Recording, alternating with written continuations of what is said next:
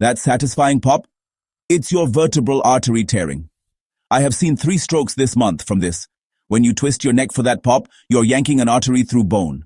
One wrong move, and it dissects. That's a stroke, and you won't feel it until it's too late.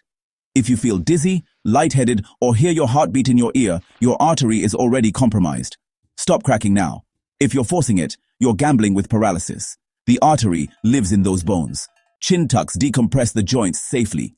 You get the same relief without the Russian roulette. Chiropractors train 7 years to do this safely. You watched one TikTok. Tag your friend who cracks their neck daily. It might save them.